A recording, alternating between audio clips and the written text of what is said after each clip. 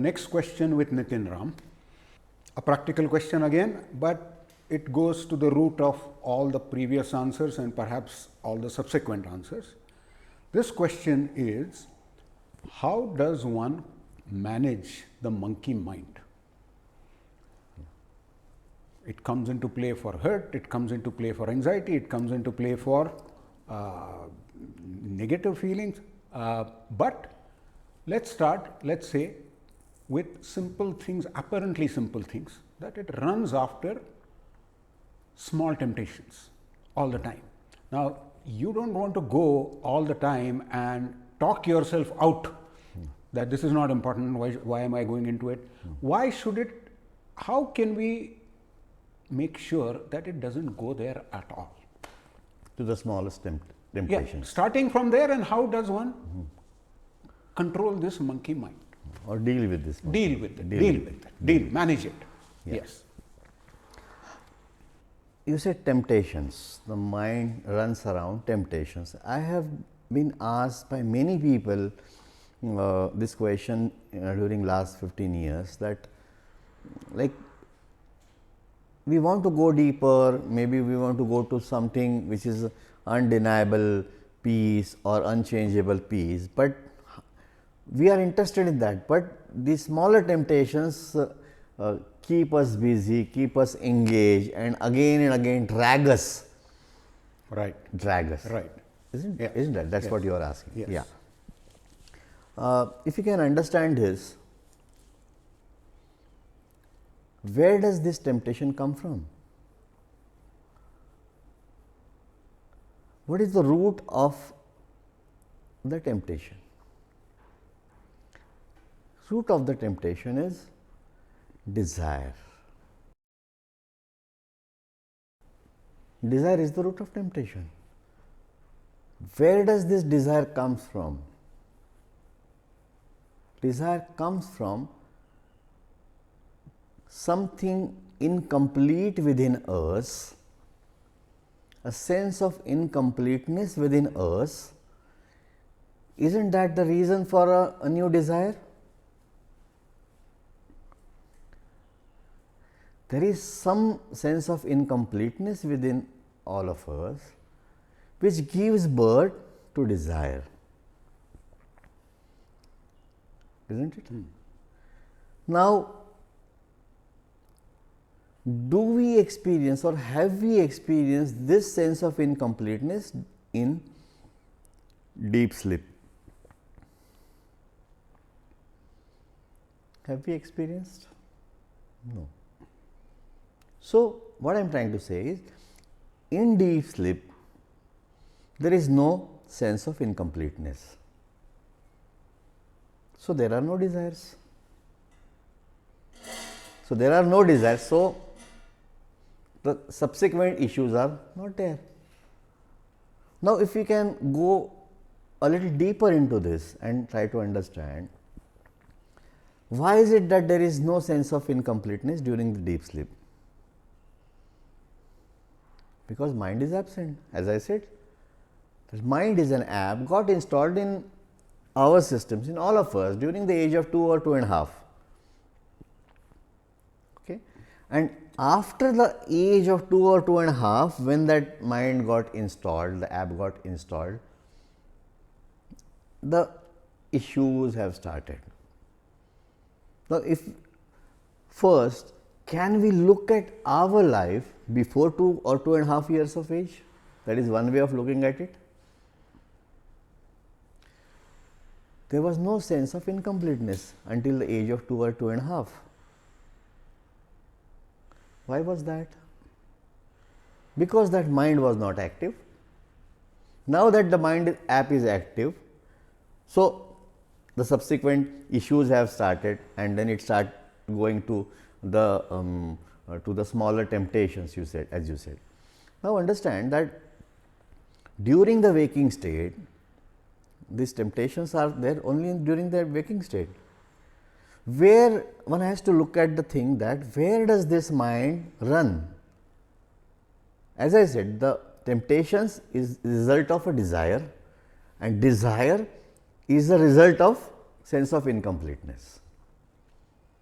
So, where does this mind go again and again? To the, what are those temptations? The temptations are basically of only two, the two compartments. If I can just categorize them, there are only two types of temptations. One is the temptations for the objects, vastu, and vyakti, that is person. So, the temptations are all temptations, all human beings temptations will get accommodated only in these two categories. Either you are tempted for an object, maybe for a iPhone, or maybe for a BMW, or maybe for a farmhouse or a beach house object, or a person. You are not satisfied, you have a problem with relationship, you want to change the relationship, you are looking for a person. You have a pet with you for many years, 12 years, 15 years, you had pet with you. Now, after passing away of that pet, you will bring another pet. I have seen people keeping pets for 40, 50 years, one after another. So, pet is not a person, but for me it is a person. Yes, it is. It's a sentient being. Yes. So, object is a non-sentient being and pet or a person is a sentient being. Right. So, all our temptations, aren't they essentially be for the objects and persons, right? So, a basic understanding, a deeper understanding of things, in my view, that is my way of always expression, that in order to understand anything, if you go to the root of it, and a person of intelligence, a person of a sharp discretion can wake up in a moment also, if he or she contemplates on whatever I am trying to convey, I am sharing. So, what we are trying to do actually by going towards the temptation is that we are trying to feel that sense of incompleteness which we experience during the waking hours, and with a feeling, with a notion that through objects and persons we will complete that sense of incompleteness. Isn't that? We have been doing this again and again for over the years. At some point of a time, can we not come to the conclusion of a reality, that things and persons cannot complete us completely, entirely, eternally. Why? Because things themselves are incomplete and the persons themselves are incomplete.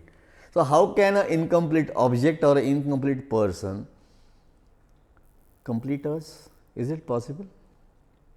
Why do we feel this? Why do you think like this? Is there any reason? So, the superficial way of looking at the question, what you are saying, is a cosmetic way would be go and change, go. There is one way actually I explain. इथे cut करा थोड़ा Sanju. I say that those who are still obsessed with the objects or the temptations should, a quickest answer would be, give 6 months for yourself and decide for a reason, without, forget all other spiritual knowledge or anything that you have read about, forget everything, forget whatever you have read about it. Give 6 months to yourself and go behind the objects, indulge yourself in those objects completely. 6 months, 1 year, that will be a kind of a sadhana, I say. That is the sadhana. Sadhana is a practice. A practice, that is the practice. Right. Do it religiously, this practice, that indulge yourself in the objects and persons. Thereby, you will yourself at the end of it might realize. I will tell you a story I heard many years ago. There was a prince, younger, who was to become prince. he fell in love with a girl. Young age, maybe adolescent age. So, and he was in intense love with a girl. Now the king was worried because the girl whom he was in love was not according to their status. Maybe she belonged to a different category or different caste or creed or whatever, not to their level of not to their level. Right. What you can say? Royalty. Not to their royalty. So the thing happened is, the king was disturbed. So king thought, he went to his consultants. He said, what can I do? First he stopped his boy from meeting the girl. And the moment he stopped the guy, like it happens in Bollywood movies, okay, separate them, and the more they are separated, their love or their bonding will be more. So he did that on his own, but one of his consultants, advisors I can say, he said, I'll give you advice, it's up to you whether you go for it or not. So he gives him an advice. He says, do one thing,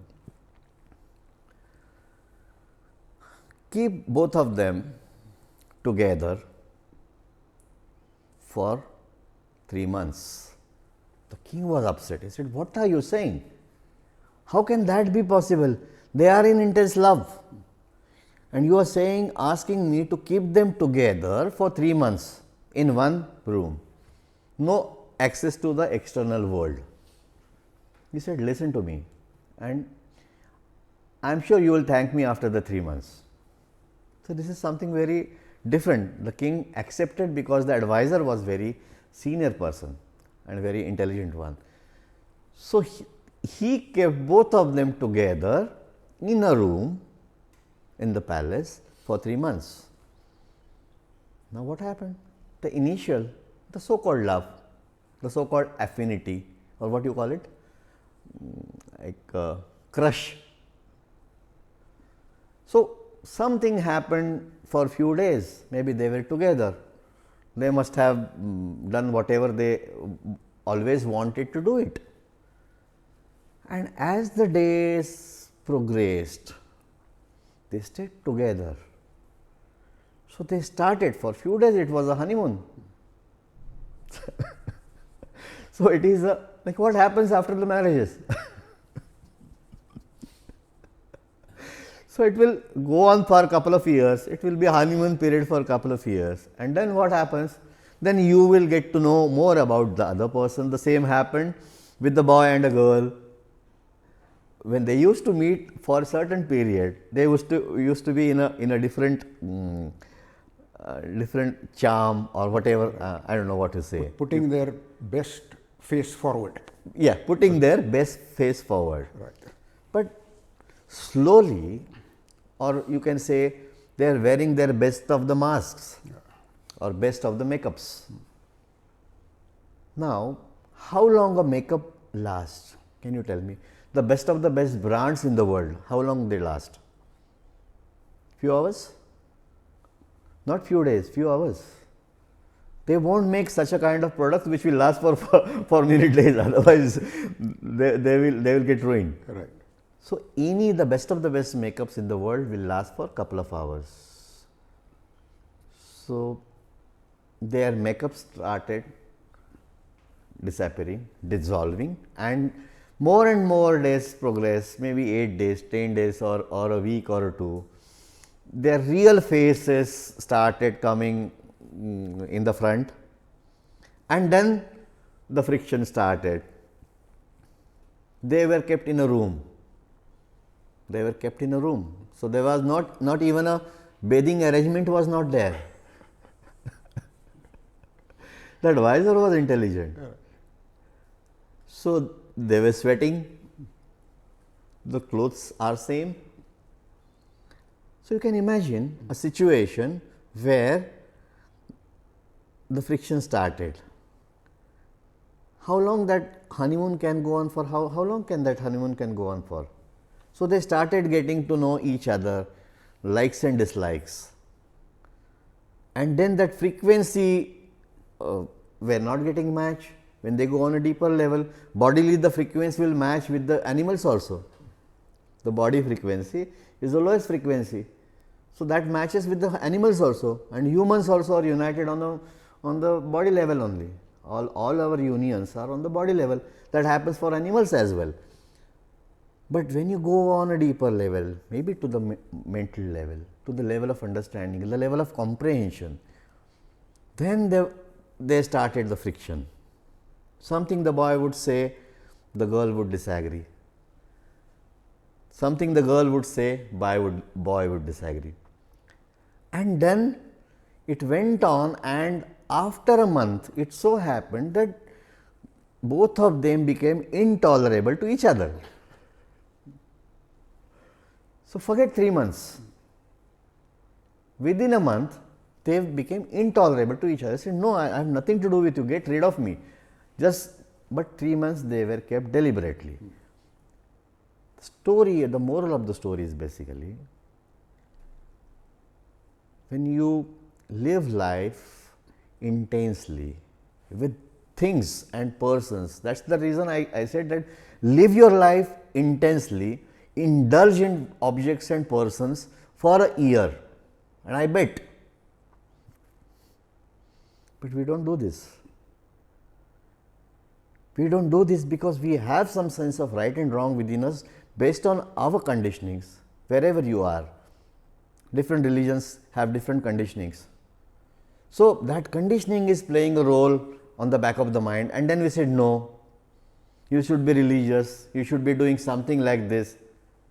So, there is a sense of right and wrong which has been induced in all of us by the society, by the parents, or by the schools and colleges and universities, and we have not thought about them whether they are right or wrong. We have accepted those conditions which prevent us from actual living life dangerously or intensely. So, the first cosmetic solution would be live life for an year, for 1 year with things and objects. Pursue all desires fully. Pursue all desires fully. Yeah. If you, how much ever you can afford to, Yes. pursue it. If you want iPhone 13, buy it. 3 months iPhone 15, 14 will come, buy it. 3 months 15 will come, buy it.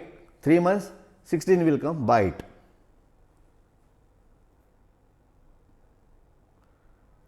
A person with a little bit of intelligence, little bit of awareness, there are chances that the person will see, what am I doing? Because the iPhone 13 which gave you happiness or pleasure or sense of completeness lasted only for 3 months. When you do it continuously for 3 quarters, 4 of the 4 quarters in a year, a sensible person would know that no, this is not possible over here. I am done with it. There must be something which is beyond this. Then the person will go for the real path. But stopping the desire or stopping the temptation is not the solution. Indulge in it, do it intensely, and then you will know. But do it uninhibited. Yes. Do not stop. Do not stop. Just go, Forget the world. forget the world and live. Yes, go to hell. World, go to hell. Yes. You are doing it as a procedure. Yeah. We have here in ancient Eastern world, we have a process called Hatha Yoga. Hatha Yoga. Mention karu? Yeah. It's a Hatha Yoga. Yeah. Hatha Yoga. Here in eastern part of the world, ancient Indians, our ancestors, they have come with a Hatha Yoga. Hatha is a what? What? Intention, hard intention. Hard intention. Okay. Hut. Okay. Hatta म्हणतो ना. Hut. okay. Hut मतलब you do it something intentionally and intensively. Indulge into something, that's a Hatha Yoga. Okay. So there were different traits of Hatha Yoga. Like somebody would drink alcohol. Somebody would drink alcohol continuously. He will be drunk 16 hours. But the point in that is basically whatever he will do it with awareness. His attention is with the awareness. So, he will go on drinking and he has to see to it that how much ever alcohol he or she consumes, he shouldn't lose his awareness. There is one, that was one trait.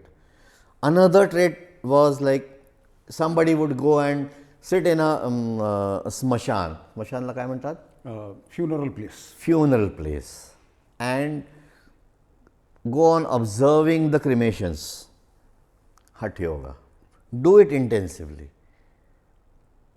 So, all these things they would do it with hut, and then that is one way to come out of, to transcend the thing. In another way, what I am saying is, what we are doing actually is that we are boiling the water every day to 40 degree, 50 degree and 60 degree, and we are waiting that why it is not getting transcended to vapor. Right. So, somebody says, I have been doing so called practices or meditations or this and this and blah for last 40 years. Right. But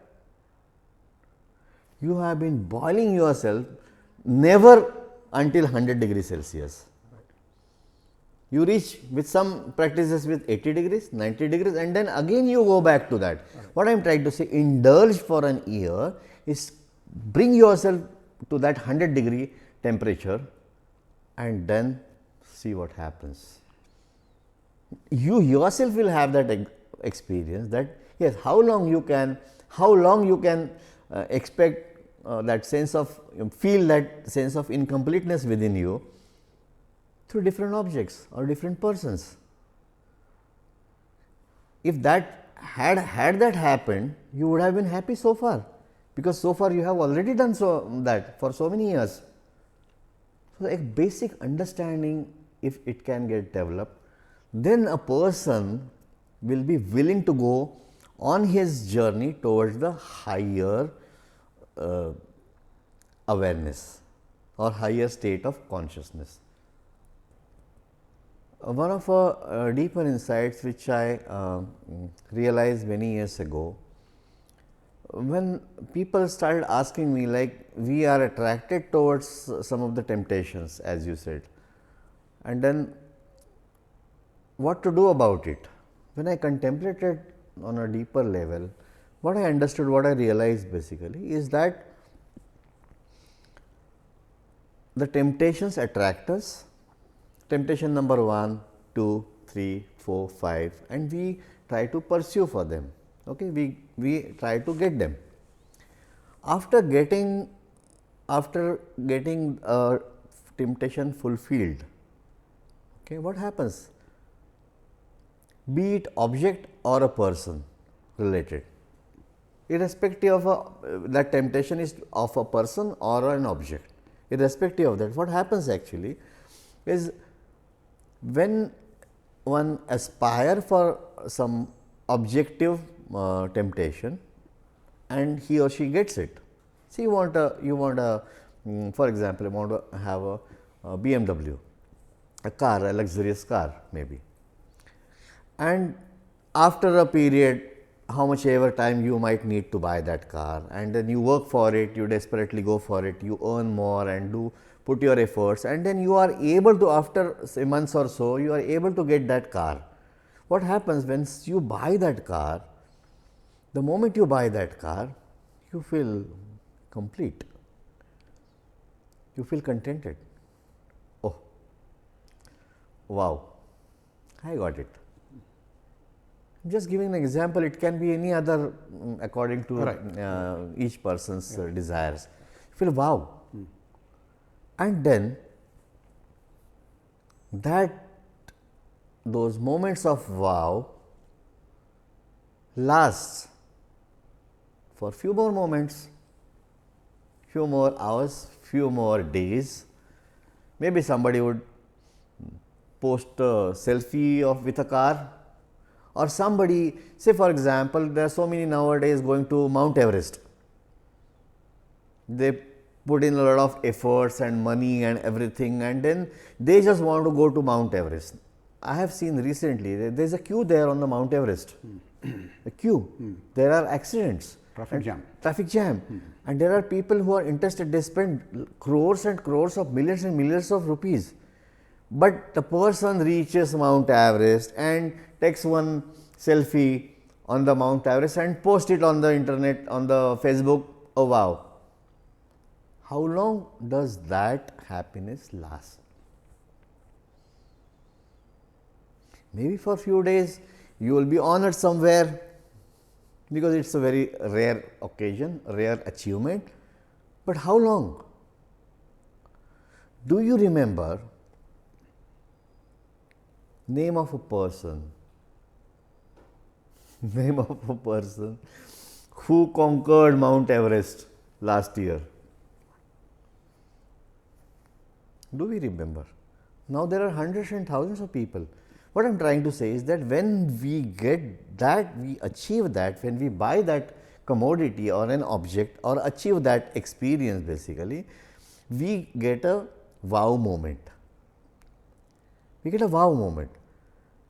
And then we start running for another temptation, another aspiration. It will be either a higher kick or a different kick. It's a kick. Why is that kick? Because it lasts for few minutes, few moments, few months, not months. Tell me one satisfaction that has lasted for more than 7 days.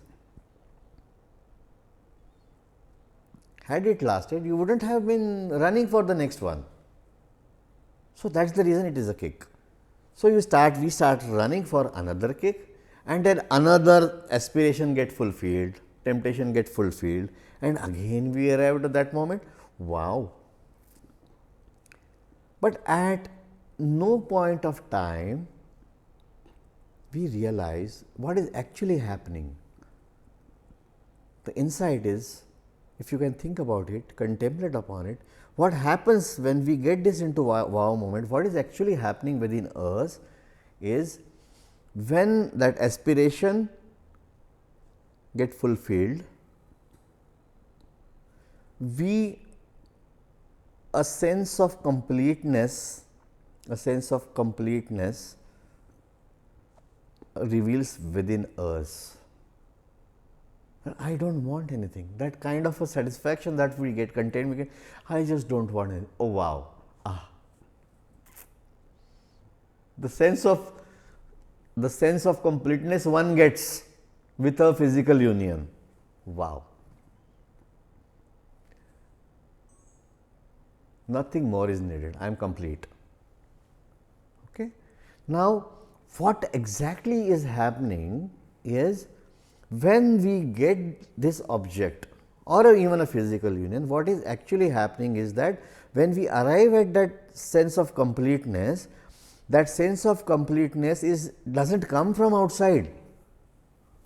Actually, a small window within ourselves opens up for a flash of moments, for some time. A small window opens up within us, and a kind of if you can metaphorically, if I can explain, you can imagine the thing, a kind of a light comes out of that window. It's a poetic way I am telling you, nothing happens like that physically, but if you can understand, a sense of completeness is opened within us. And that sense of completeness gets opened within us. How does that come? Because deep down, what we are, all of us are, we are complete. We are complete. But we are complete, but we are wearing the drapery of incompleteness. And because everybody is wearing the drapery of incompleteness, none of us know that. Somebody who has shed off that drapery of incompleteness is already complete. So, what is happening when your desire is getting fulfilled? That small window within us gets opened up, thereby we ourselves experience that we are complete. I don't need anything. no more desires, nothing is required, I am complete. But because this phenomena is not taken cognizance of, what we feel through our mind that some object came and it gave me that sense of fulfillment or a sense of completeness. You understand what is happening? Some object, a car will come. If I buy a car, car is mine, I am complete. A false sense of completeness is received because of our mental inability. So, if I understand correctly, what you are saying is that the window of there is completeness within, Yes, but because of the clothing of incompleteness yes, outside, it's not revealed. That window opens shortly, apparently by an outside person or experience or an object, yes, and we think that it is that object or that person or that experience that gave us satisfaction or completion, but actually it was just an excuse for brief opening of that window, Yes. which was all the time and all the time within, absolutely. right? Absolutely. Right. The earlier the better. If we contemplate on this, that window which is getting opened for few seconds and then which is revealing that sense of completeness within us, if that this understanding is actually perceived, digested, then it is so simple that you understand it basically, that the things and the objects, as I said earlier, which are themselves incomplete, why would you run behind them to make yourself complete or to fulfill or to feel your incompleteness? That is it. Right. So, I would say now, the question was to begin with mind, the monkey mind. A monkey mind runs after, as he said, two categories of experiences related to places, people, or rather things or people. And what happens is that when a particular goal or a desire or objective is met and you feel completeness, it is from within, we feel it is from outside. Once this realization happens that it is actually either because somebody pointed out, right now Nitin Ram pointed out to us, that it is not coming from outside, it is coming from within. Once this realization comes, you either that seek or find that completeness within, and there is no longer a need to go after temptations because they are already fulfilled. Is that am I Yes, correct? yes, Right? Yes. So, the superficial is only to make us aware that that is the case. When you indulge, Yes. you see the futility on one side of it. On the other side, somewhere there is a realization, no, it's not that. It's something that was always within. That is it. Yes. And that is, let's say, the beginning of our journey to realize that inner completeness. Yes. Right. So, this is how this process of realization is the beginning of learning, or rather that mind will then automatically not become a monkey. Yeah. Right. So, yeah.